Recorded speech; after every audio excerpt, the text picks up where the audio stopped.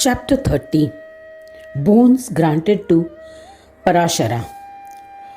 Om Shri Ganeshaya Namaha. Mudgalacharya continued the narration of the legend. Seeing Ganaraja, Vasishta was ecstatic. He performed a Dandavat Pranam and sang praises of Ganesha. He extolled, "Today, this earth has become blessed. Blessed are my parents, my tapas, knowledge and vrata by the darshan of your holy feet. You are the doer, the cause, and the cause of the causes. The scholars proficient in Vedas have said that you are incomprehensible and comprehensible. You are all forms and also formless. You are the illuminator of all. You are undifferentiated form of yoga. O Ganadipa, how can I praise you? O Lord Gajanana, you are bound by my devotion to you, and hence you have incarnated assuming a form and a name to bestow your grace on me. After having attained your darshan, the Vedas and ancient yogis were enlightened and extolled you. Based on their praise, I am praising you, the Lord of Brahmas. O Gananatha, I bow to you. To the witness of all, Sakshi Swarupa, I bow to you. You are in all forms, Sarvakara, O Swasambhidya, intelligible only to one's own self. I bow to you. To the consort of Siddhi and Buddhi, I bow to you. To the bestower of Siddhi and Buddhi, I bow to you. To the Deva with limitless Shakti, I bow to you repeatedly. To one whose head is in the Asamprajna state and whose body is in the Samprajna state, I bow to you. To the one whose deha is formed by the union or some yoga of the two and is the essence of yoga, I bow to you repeatedly. To the one who makes Shanti Yoga evident, to the one endowed with Shanti Yoga, to the bestower of yoga, to the yogis, to the Lord of Yoga, I bow to you again and again. To Vakratunda, to the one having a single tooth, Ekadanta, to the one who bears the symbols of Brahma, I bow to you. While extolling thus, he became overwhelmed and choked with emotion. He danced, forgetting his body consciousness. Seeing his ardent devotee immersed in the nectar of devotional service, Lord Gajanana, the fulfiller of desires, said to him, "This stotra composed by you will evoke the nectar of devotion. It will be capable of bestowing dharma, artha, kama and moksha. O meritorious devotee, your devotion to me will be strong and steadfast. O eminent Muni, whenever you will think of me, I shall manifest instantly in your house." Granting these boons, Ganadisha disappeared. In that state, I could see his image in my heart. My inherent nature was that of a Ganapatya, so I continued to worship Ganesha.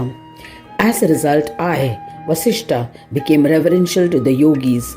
O son, I have imparted the auspicious knowledge that has the power to grant Shanti Yoga. Follow the path and worship Ganesha. After listening to the discourse, his grandson Parashar, prostrated to him, went to the forest and commenced austere penance. He followed the path of yoga with the knowledge which his grandfather had imparted to him. He systematically ascended the path of yoga and accomplished yoga. The yogi sacrificed the 5 tendencies of Chitta Bhumi and became a great Ganapatya. Lord Vishnu himself incarnated as his son Vyasa. Despite this, he continued to observe rigorous tapas along with his wife Vatsala.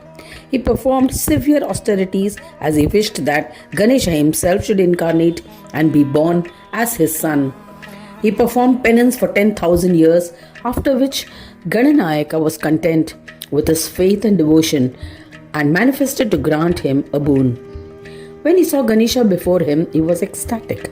The sagacious one reined his emotions and along with his wife offered pranams and started singing his praise. He said, "To the one in the form of a human, O Gajanana, I bow to you. To the one with the body of man and head of an elephant, I bow to you again and again. To the one without gunas, to the one endowed with gunas, to Paramatma, to Anadi, to the accomplished one, to Paratpara, to the Deva, I bow to you. To the one who has innumerable heads, hands and feet, to the one with infinite majesty, I bow to you. To the one in the form of the letter G, I bow to you. To the one devoid of all, to the one independent of both the Mayas, to the one always identified as Brahma, to the one in the form of the letter N, we bow to you. You are the Lord of both G and N. To Ganesha, we bow to you repeatedly. To the one who resides in Swananda, to the one who confers enjoyments and liberation, we bow to you. O Lord of the Devas, Vedas, Vedantas, and other scriptures, they have extolled you abundantly. What more can I say? So I only offer my obeisance. O Lord of the Devas, O Deva, if you are pleased, then incarnate as our son. It is then that our minds will be stabilized. O Gananayaka, O Vignapa, you are our family deity. We always worship you as the supreme Brahma. O Devesha, I shall sing the bhajans of you when you incarnate as my son. As a result, our worldly existence will be blessed. Heeding to his requests, Ganadisha said to his beloved devotee, Parashara, the bearer of yoga, O Brahmin, all your desires will be fulfilled. I shall incarnate as your son to destroy the dreadful Rakshasa named Gajasura. Anyone who recites or listens to this stotra will be blessed with all that he desires. It will also bestow enjoyments and liberation. Granting these boons, the Lord of the universe, Brahmanayaka, disappeared. Parashara and his wife lived happily. Thus ends the 30th chapter titled Boons Granted to Parashara of the second Khanda of the Purana Upanishad, Srimad Mudgal Puran, describing the legends of Ekadanta. Dedicated to Sri Gajanana. End of chapter 30.